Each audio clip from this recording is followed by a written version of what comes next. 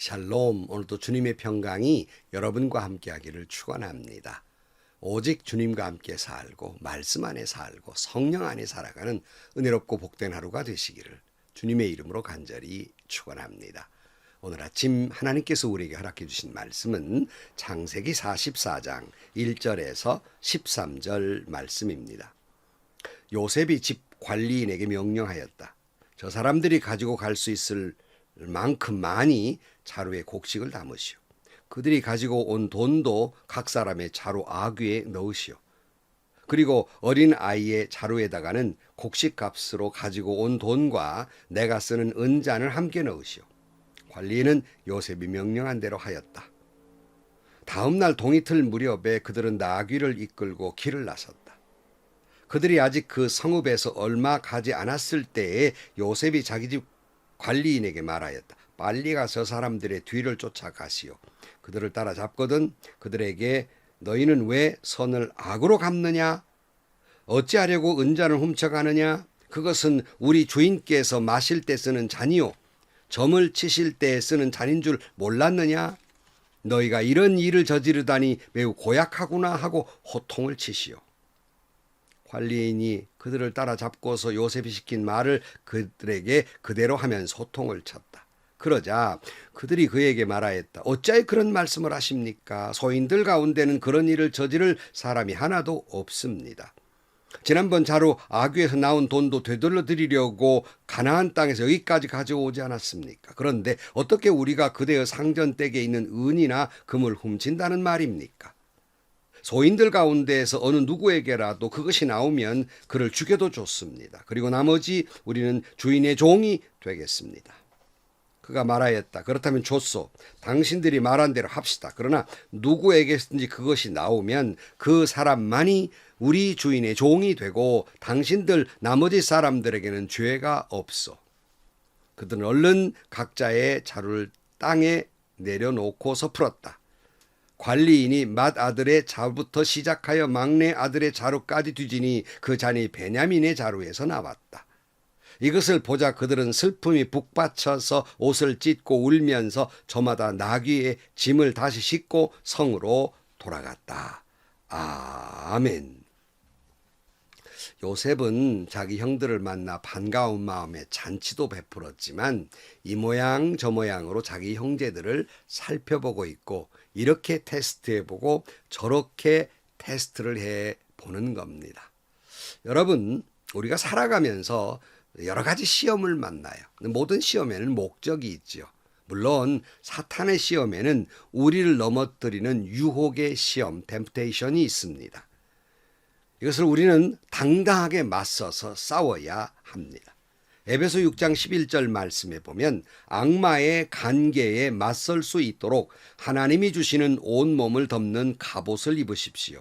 우리의 싸움은 인간을 적대자로 상대하는 것이 아니라 통치자들과 권세자들과 이 어두운 세계의 지배자들과 하늘에 있는 악한 영들을 상대로 하는 것입니다. 그러므로 하나님이 주시는 무기로 완전히 무장하십시오. 그래야만 여러분이 악한 날에 이 대적자들을 대항할 수 있으며 모든 일을 끝낼 뒤에 설 수 있을 것입니다. 그러므로 여러분은 진리의 허리띠로 허리를 동이고 정의의 가슴 마귀로 가슴을 가리고 버티어 서십시오. 발에는 평화의 복음을 전할 차비를 하십시오. 이 모든 것에 더하는 믿음의 방패를 손에 드십시오. 그것으로부터 여러분은 악한 자가 쏘는 모든 불화살을 막아 꺼버릴 수 있을 것입니다. 그리고 구원의 투구를 받고 성령의 검 곧 하나님의 말씀을 받으십시오. 그랬어요. 여러분, 사탄은 오늘 또 우리를 넘어뜨리려고 계속 시험해요.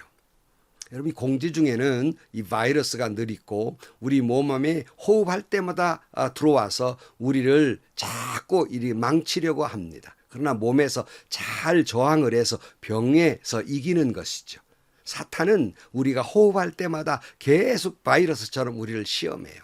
우리는 하나님이 주시는 전신갑주를 입고 특별히 보면 구원의 투구를 쓰고 성령의 검, 곧 말씀으로 대적하라 그랬잖아요.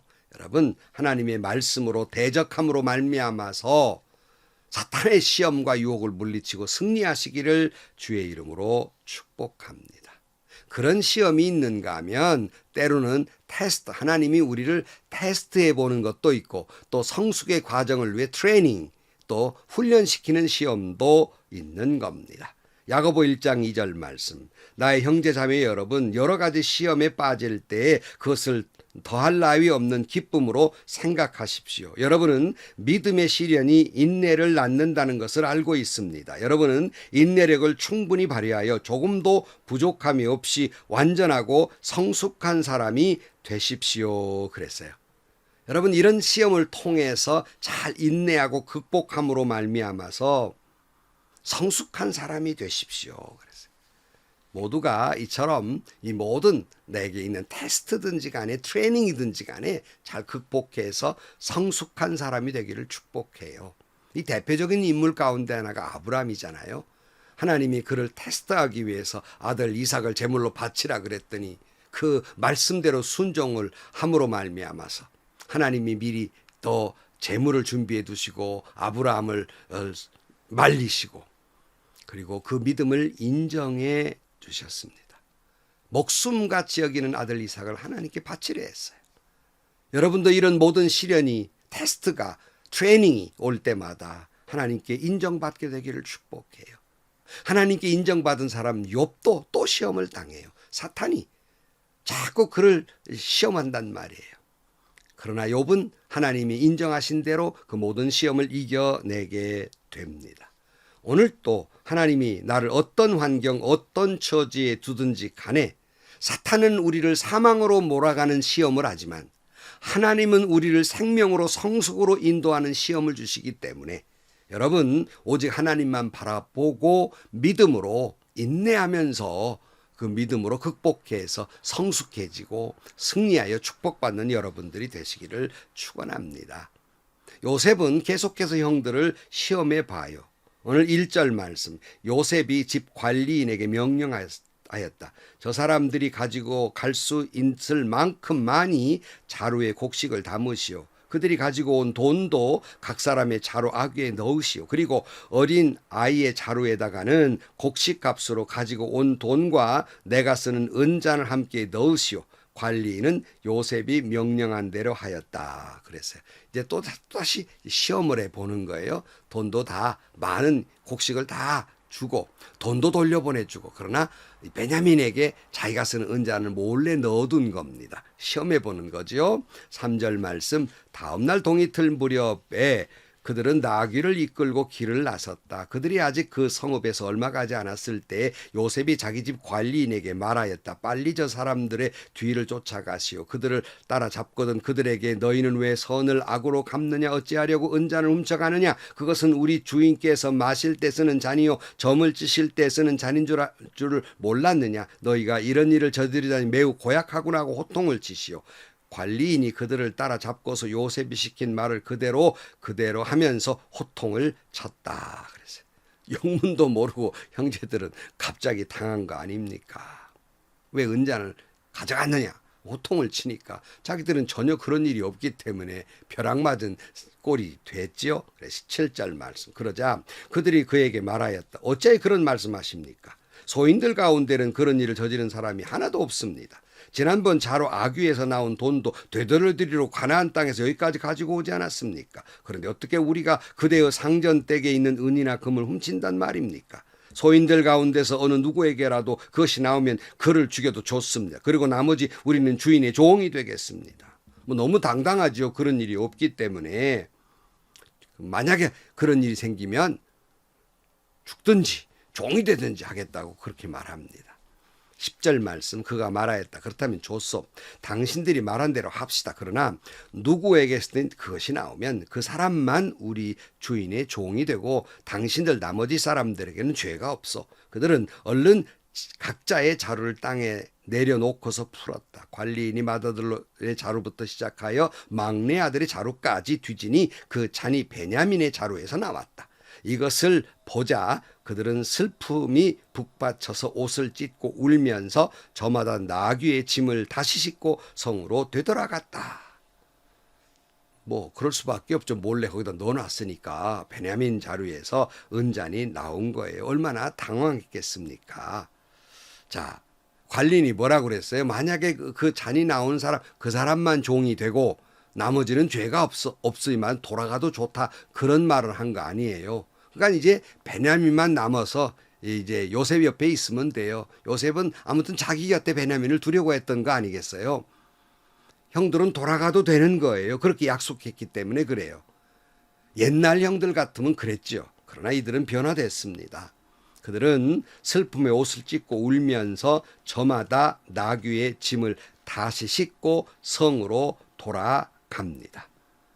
요셉은 이 일련의 과정을 통해서 형들의 반응을 본 거예요. 예전 같으면 요셉이 너무 아버지의 사랑을 받으니까 시기를 해서 자기를 이집트의 노예로 팔아버린 형들 아닙니까? 그런데 요셉이 팔려가자 이번에는 자기 아버지 야곱이 베냐민을 그렇게 사랑하는 거예요. 형제들 다 죽어도 이 베냐민만큼은 내놓지 않겠다고 했으니 각별히 사랑한 거 아닙니까? 요셉마저 잃었으니 베냐민을 그렇게 지켰던 거 아닙니까? 그것도 지금 마음이 별로 안 좋은데 이집트로 왔더니 이집트 총리라는 사람이 또 베냐민에게 먹을 것은 5배나 준단 말이에요. 그들의 마음의 시기와 질투가 있을 법합니다. 그러니 이 차에 베냐민 놓고 가버리면 좋을 요량 아니겠습니까? 그래서 요셉은 어떻게 하나 시기를 유발하고 질투를 유발하고 이렇게 엿에서 본 거예요. 그러나 이번에는 달랐습니다. 형제들이 옷을 찢으며 울며 베냐민과 함께 이집트 성으로 돌아오는 거예요. 이집트 성으로 돌아오는 건 뭐예요? 죽을 수도 있어요. 베냐민과 함께 이제 노예 생활할 수도 있어요.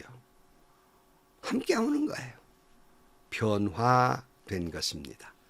베냐민과 생사를 같이 하고자 하는 거예요. 요즘 TV 프로그램 가운데 이런 말이 유행했었잖아요. 우리 아이가 변했어요. 뭐 그런 말이 있지 않습니까? 이들이 변화한 거예요. 성숙해진 겁니다.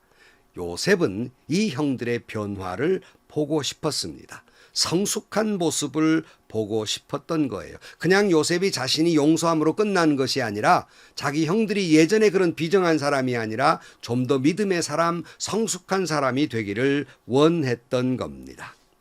성도 여러분, 우리는 이처럼 뜻하지 아니한 시련이 오곤 합니다.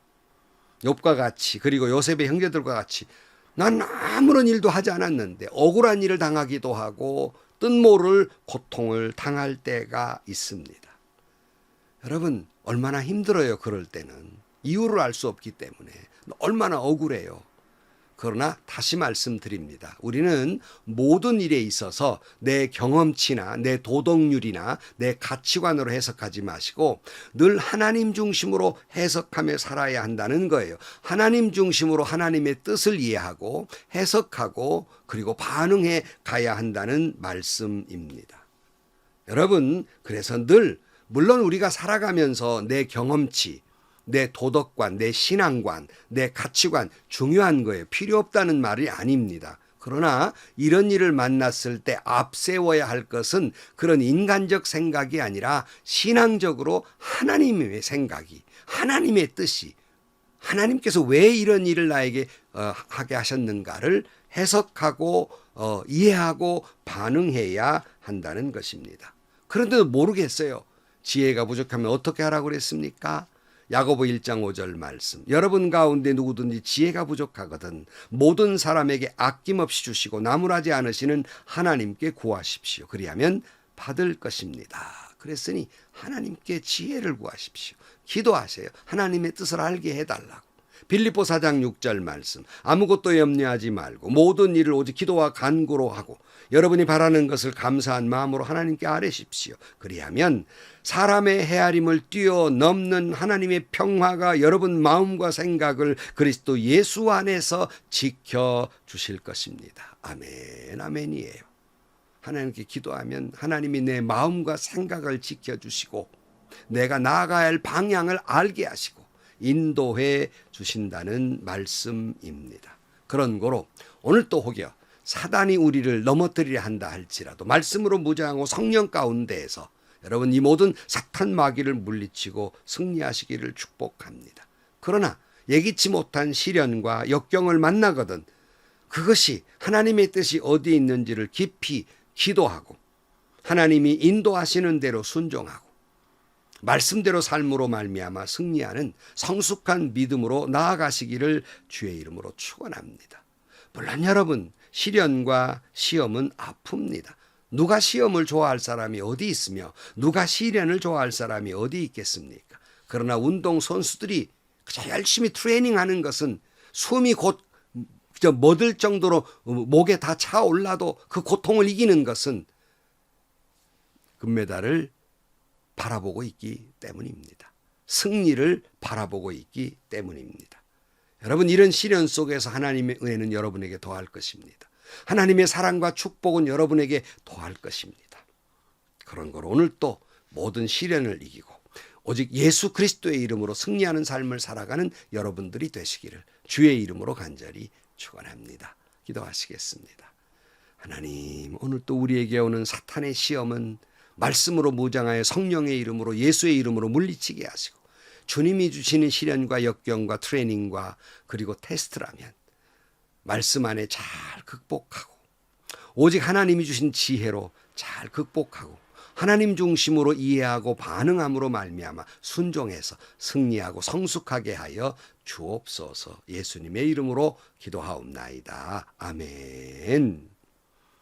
여러분, 요즘 어떤 것 때문에 아파하고 시련이 있고 고통이 있습니까? 사탄이 주는 유혹은 물리치십시오. 그러나 그것이 트레이닝이나 테스트라면 여러분, 하나님께 깊이 기도하는 가운데 내 마음과 생각을 지켜주시고 성령이 내 마음 가운데 인도하시는 대로 아멘 아멘 하면서 순종하고 나아가서 믿음으로 승리하시고 하나님의 은혜와 평강과 축복이 넘치는 삶을 살아가는 여러분들이 되시기를 주의 이름으로 간절히 축원합니다.